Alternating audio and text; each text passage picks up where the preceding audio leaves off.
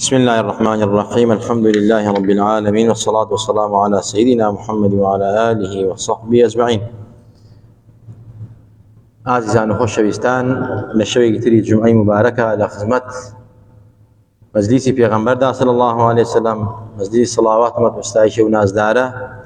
وبعض أخوات سيري باكي كتابك جنابي مع وصائف الدريس الوردة العنبرية في سيرة حد خير البرية، وهندك سيري تلوك سيرك جنابي مع وصاي عبد الله يرتلي خواهي قول درجة عليك لباسي غزاي تبوك كوتا غزاي پیغمبر خوابو توابوين، وأواني كوا منافق بون هاتنو وزن ما پیغمبر خواه ناو خوان نزاد داو اواني ك براسي نخوشو بكوتبون پیغمبر فرمي صلى الله عليه وسلم خيرو شاكاني ما بجدار بون تلك عذر ريغي لغرتون اواني دك پیغمبر اجازه داون ل حضرت علي ومحمد كري مسلم وما كوالي مدينه پیغمبر لجي خوي داينا كدي با جانشين خوي تاغرته ولا غزاي تبوك، وهروها عندك تريش كصحابة بون منافقيش نبون وبيع وزناتنا مجموعة فكر كدا نفر بون حوتيان خوان بس بقول كاني مدينة وكانوا أبو لبابة بو هذا سلان دابس يا خواروا وخواي تبارك الله ليان خوشو انجا لباشان لقول كان خوان برداوة سيانيان لو دا نفر حزتي كعبي كري مالكو، وهروها مراري كري حزدي مرارو أو صحابة برزانة كهرسي كيان صحابين عزالي پیغمبر خواب صلى الله عليه وسلم مراري كري ربيعو، وهروها كعبي كري مالك وهلالي كري أمية أمسي أنا ما أبونوا هذا نقصدي پیغمبر خواب يجدلوا أنا كرتيان يا رسول الله ما يجعز لك ما نبوه نهاتينو ماضيش ما نبوه باريش ما نبوه أسبيش ما نبوه شمشيرش ما نبوه يخزميتوش عدلوا ناقل پیغمبر خواهد من آماجمان پیکرد فرموی دبران تای خواهی گوره برای باردام درکا بلام یک کس قسان غلانکا آماجمان پیکرم 3 نفره تا 50 شو یک نفر قسان غلانکا حتی خیزانکانی خویان بویان نبو قسان غلان حتى مراري كري الربيع خزانكات قلت يا رسول الله والله أمي يردي من بيرو وبكوتي وداماوة عفو هلالي كري أمية جنكياو أجر من خزمتي نكم أبريلا برسا فرمي خزمتي ناني بري آي بري والله لقلا مخو بهالحال حصاري زور عجيب على السرو دوانا هلا ما الله خويا سجن كر أما جماعة بيكر حزتي هلالي كري أمية وحزتي مراري كري الربيع ما لهم حزتي كعبت ما أنتو وري برز وسوى قراء سلامي للصحابة كان كجوابي سلامي نيدا أشوف مزجود نيوش يكر سلامي كجوابي سلامي نيدا حتى آموزا كان خويا أبو قتادة آموزايبو سلامي كجوابي نيدا كذا زوري خوشويستي والرئيس دبينا أبو أمري بيغمبري خواه أطيعوا الله وأطيعوا الرسول تمام صحابة وابون أجر باوجي خوش بيغمبري خواه فرمي تمام خيزانا كي تمام أمري بيغمبري خواه نابي لقلاقه أمس أنا فرق 50 رجل عذابون تا أخوي تبارك وتعالى آدي لسر نار نخواروا فرمي أوسي أنا براسك توبان كردو قرانتو على الثلاث الذين خلفوا حتى إذا ضاقت عليهم الأرض بما رحبت يعني أرزيان ليبوبا يعني تسكبوه كانت نارحت بوبو ضل تس نارحت يعني حزدي كعبي كري مالك حتى باشاك لا باشاكان نامي جيبون نسي وتي زورم بي خوش بي ولا يما ازان محمد وها والله كان يغسل غلانا كان ليت هالقرامنتو بشتي انت يكردي بي ولا يما وكان بمستشاري خوم دنيا رجان بسرتا انجا وان تدسير بقريان قربيوان فرمي من شين بسر هاتو تشي بشوازي مليكا من خواخام منافق نبا بهالحال أو جواب كر فرمي من بؤمناتهم ك مثلا من أمتواني بدروا يخم نجاة نقصد بيغمري حتى قوم مكان كان دروك وتدرونا كان نقصد بيغمري ما في مزانية صحابة سري بيغمري أحكي بهالحال هذا سلان دابزي قاي تبارك وتعالى فرمي بتايبد أو سينا فريق واتوبان كدو سر أرزان لي تاريخ ببو لنا رحد ببو دلنا رحد بخويان يعني قلت شوان الله هموي دنياك تسكو تاريكو ناراحتو قرغمو تنبوبو يعني هر اوان بالخوان قد ايمانا كان هنا كساني تلو ولا شوازي تلو ولا لاني تلو جهاد دي بلوش انتحارنا كردها فتوقع وما قد خذ للشارك يوكو بشوقي مدينه تصدق غلانا كله يا اگر مثلا ايمان ودين نبي حزتي كعبي كري مالك رضا رحمه اخوي الى السربيه كجوابيان بونار باشاي غسان وتي من رقم بمستشاري خمو بيقول لا يمن الرياض وحرمته هارو مالوس اني ما كان ايمانك بقوه نبي ريكو بيك خلطي وراه بلام داي بنجاشو حزتي كعب وثمان لسر بانا كيف ودان يشتبو بان بيجا بان يكر اي كعب مش دايل يا بيه فمي روجانا سمو مسجد دواي نجباني السربانه كي خومان قسم لغلاناك يا زلمه قسم لغلاناك السربانه كداني شتم نيوش مكن اجري ام حالكم بان بيجا بان يكروتي كعب مش دبلت قال يا خوش بو فمي خوشا وجل جوانا كلا برما بو ريك دام كان دام بي قوم جلي جوام لبرانا بو شوم ابو قتاده يا مسان بيني وتمزل لكم بدي رحمه الله بتاع اخر في غمر اخوان يعني جل جوانا كان يخون بخشي مش سنه انسان لكادك مجدو مزجانيه خيرك صدقك شكر لك شكرانه بجري فرزقاره يعني باش نشتي خوي ببخشت برحال فرمي شو نخدمي پیغمبر خدا بزر دخنو ادهاني وخندينو خالي ما نخوش بو يعني امانه منافق نبون امد الصحابه بون بو شوازه ببيع عذر نفسه بلام خاي جوره ليان خوش بو لبر بالراس دعاء وبيغمبر خدا طبعا كقراوه لما الشعبانه صالي نويمي كوتشي ساڵی نوێمی کۆچی حەزەتی ئوم کولسوم کە خێزانی کە کچی پێغەمبەری خوا بوو صلی الله علیه وسلم وفاتی کرد پێغەمبەری خوا هەموو مناڵەکانی پێش خۆی وفاتیان کردووە ئیلا حەزەتی فاتیمە لەبەر 6 مانگ دوای خۆی وفاتی کردووە ئیتر هەمووی بەدەستی خۆی خستەتە ناو قەبرەوە سەیری کەن یعنی ئەمە سەبر و ئارامێکی زۆری ئەوێت تۆ هەرچی مناڵە بە بەرچاوی خۆتەوە بمرێ بە نەخۆشین بە ناڕەحەتین لە عەزابە پیغمبری خدا صلی الله علیه وسلم خوی به دستی خوی قبلیان بول کنه و خوشی بیان خاطر قبره یک من نبی حضرت فاطمه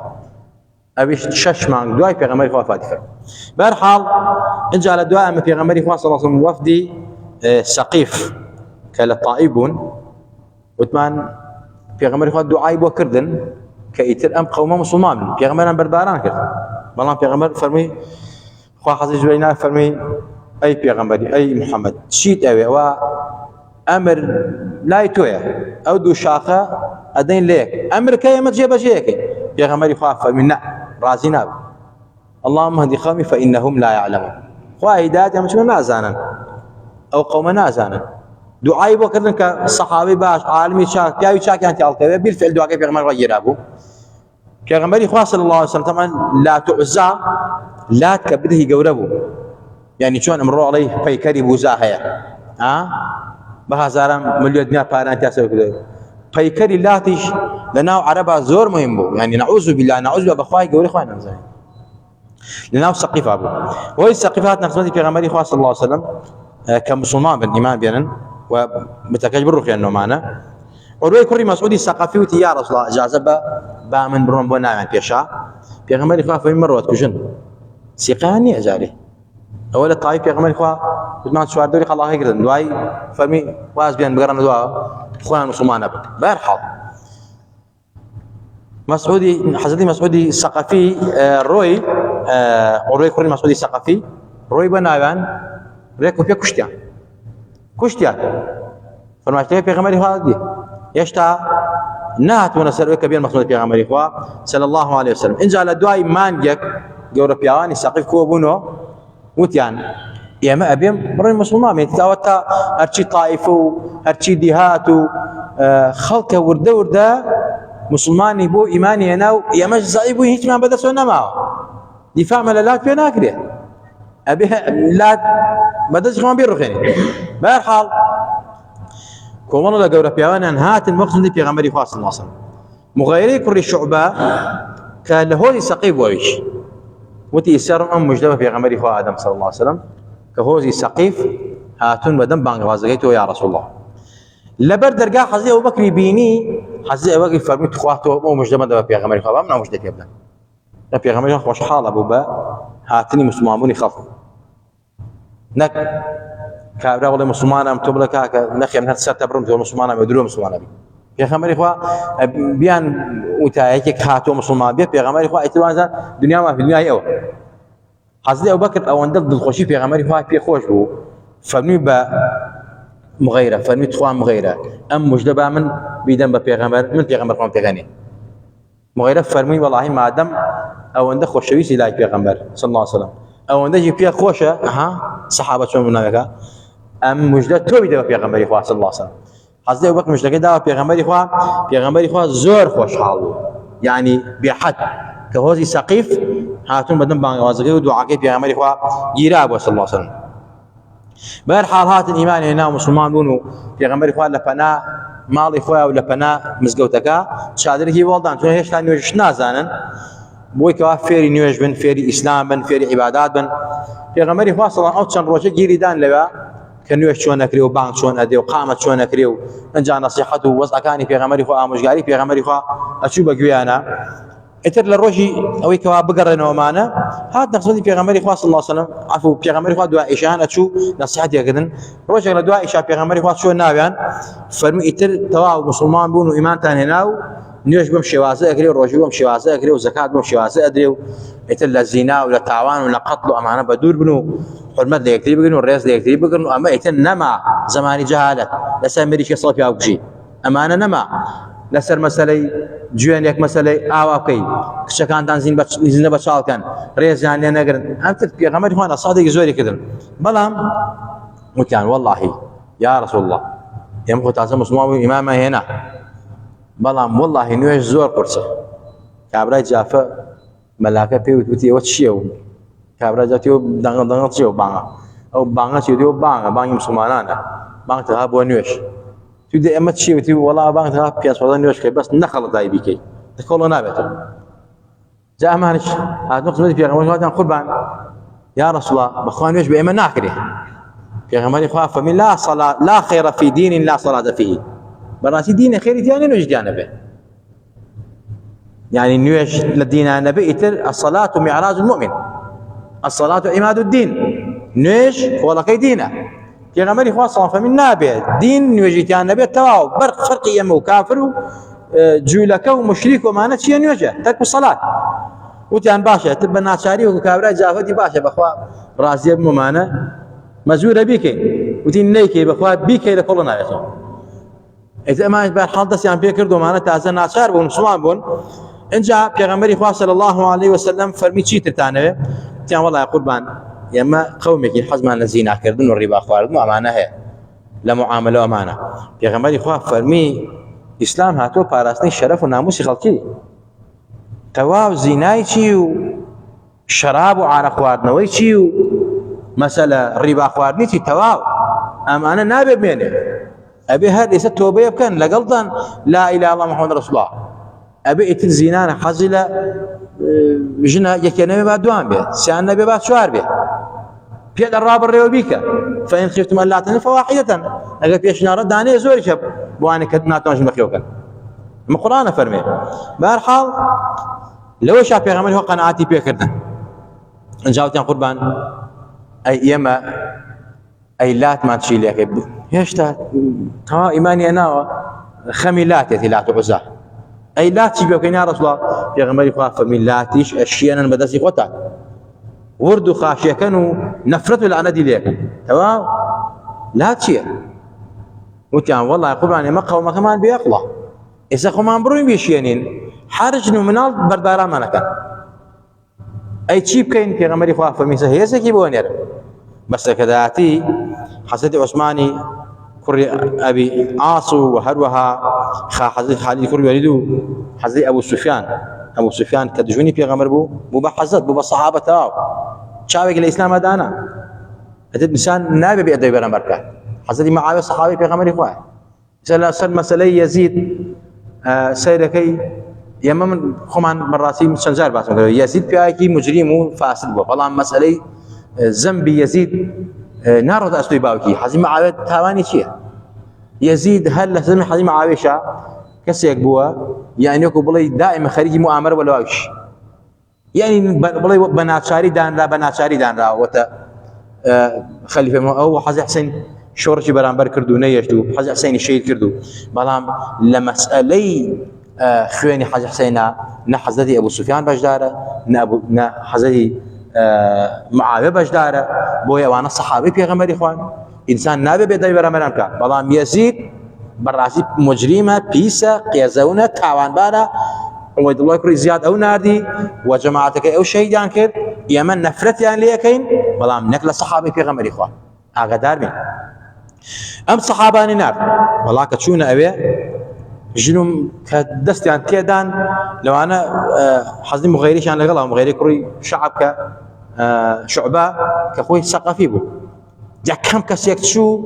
بۆ سەر لات و عوزا بیشێنێ ئەو جا ژن مناڵەکان دەستیان کرد بە هاوارکردن و بەحساب بێن بەربارانە کە نومانە نێڵن و وتیانی سەر لات واتان لێک تا حەزەتی مغەیرە فەرمێ تۆزێ بە سوعبەتەوە ئاوا خۆم خستە خوار و یعنی لات لێ یان بەحساب وتی ژن مناڵەکان هەرا وەڵا لات گرتی بەر قەهر و غەزەبی لات کەوت وەرەوتی هەستامە وتم هەیق نەگبەتی بەرتان ئەمە بەردە بەر چ سوودێکی هەیە وتی هاتم پیاە شکاندم ئەنجا حەزەتی خالید بەڕاستی هەر لە بناغە دەری کرد حەزەتی مغەیرە و حەزەتی عوسمان و ئەمانە ئەو سوفیانەوان بەس شکاندیان بەڵام حەزەتی خالید ئەوەندە ڕقی بوو لێ ڕێک و پێک بناقی بەست بە ئەسپەکانەوە ڕای کەشا تا لە بناقەش دەرهێنا ئەو زۆر گەورە بۆ زۆر ئەنجا فڕیاندا و دەریان کرد بەرحاڵ سەقیف بەم شێوازە موسڵمان بوون و ئیمانیان هێنا و بتەکەیان شکێنرا و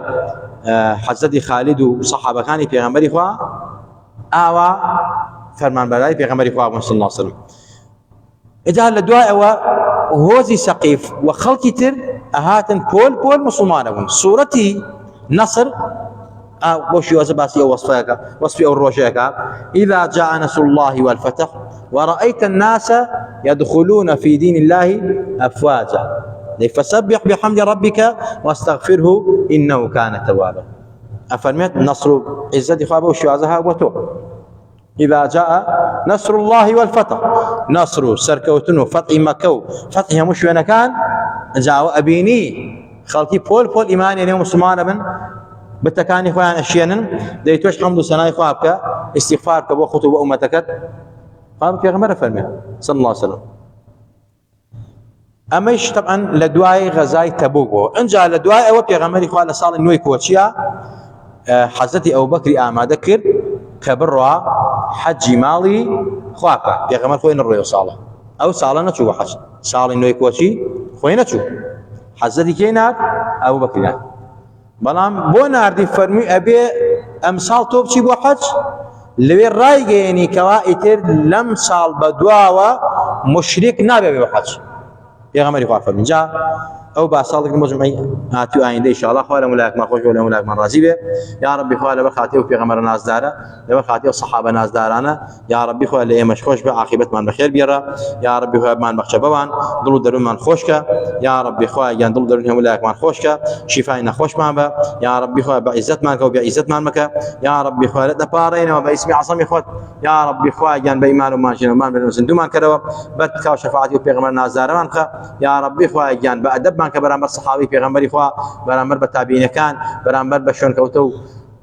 زانایانی امتی پیغمبری خوا صلی الله علیه وسلم یا ربی خوا بی ادب و حرمت ما نکی یا ربی خوا جان او پیغمبر نازدار صلاه و سلام الى السربيه لو دفتر تایبتی خوا کناوی اوانت و مارکان نای خوان و باکو دایان کسلاوات سر پیغمبر دن خوا او پیغمبر نای خومان و باکو دایک من تو مارکا يا ربي خويا بانك مان بكا ودرمان نكا بدستي مبارك خويا كوسر مان باتي نتوينك بدينا وخان رزق ما بي خويا ولاتنا فل خير وخوشكي ولاتنا فل رزاني فريقي يا ربي خويا وايد دجمني ام ديني تويا دجمني ام برنامج تويا دجمني ام بيغمري تويا خويا اگر شاوي داد خويا دادي اگر شاوي داد خويا عليها صافي خويا جيرو جوري خويا لكل ام مسلماني كي توا يا ربي خويا جان كل ماني كي توا يا ربي خواي جان ام ملة فقير هجار داماوا لم قاتي وقراني خود برينونان برين رزقارك يا ربي خوا ام خيران رحمتك واسع ام ملتها تو خواي بخير وشاك مان بنوسا خواي لسلماني هلقرا ذات السزا وعذاب مان مدى امين امين اقول قولي هذا واستغفر الله لي ولكم ولسائر المسلمين والسلام عليكم ورحمه الله وبركاته.